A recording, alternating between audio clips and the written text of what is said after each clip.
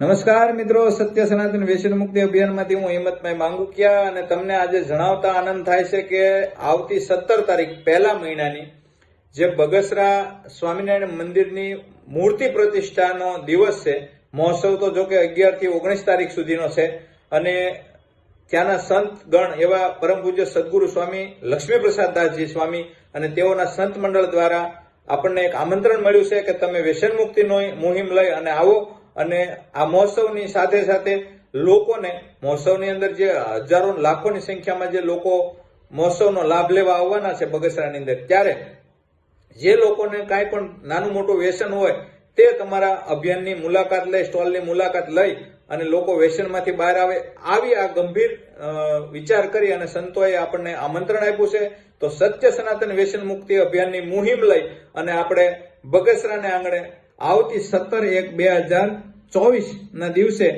બગસરા મહોત્સવ સ્થળે જ આપણો સ્ટોલ લાગવાનો છે. તો બગસરાની આસપાસના જે કોઈ લોકો મિત્રો છે, જે કોઈને નાનું મોટું વ્યસન છે, તેઓ અમારા સ્ટોલની અચૂક મુલાકાત લેજો અને વ્યસનથી મુક્ત થઈજો. બગસરાથી 8 કિલોમીટર દૂર આવેલું શિલાણા ગામ છે, જે શિલાણા ગામની અંદર હમણાં જ હજી 20 દિવસ પહેલા 10 લોકો એક સાથે મળી અને સુરતથી આયુર્વેદિક મુખવાસ મગાવ્યો હતો. એમાંથી 7 લોકો કમ્પ્લીટ વ્યસનથી મુક્ત થયા છે. આવનારી 7મી યાદીની અંદર આ 7 લોકોના નામ જાહેર થવાના છે.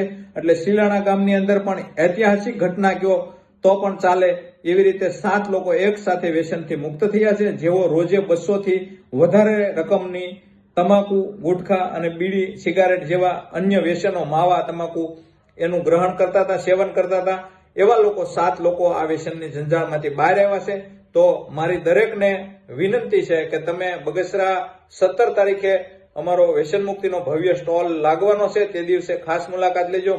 જે મહોત્સવની મુલાકાતે આવતા લોકો, દર્શને આવતા લોકોને ખાસ મારી વિનંતી છે. અને આ વિડીયો તમને ગમ્યો હોય તો અન્ય લોકો સુધી શેર કરી અને લોકો સુધી પહોંચાડજો. આસપાસના સૌરાષ્ટ્રના વિસ્તારના જે બગસરાની આજુબાજુના ગામના લોકો છે ત્યાં સુધી ચોક્કસપણે આ વિડીયોને પહોંચાડજો. ઓકે, અસ્તુ, ધન્યવાદ, જય સ્વામિનારાયણ.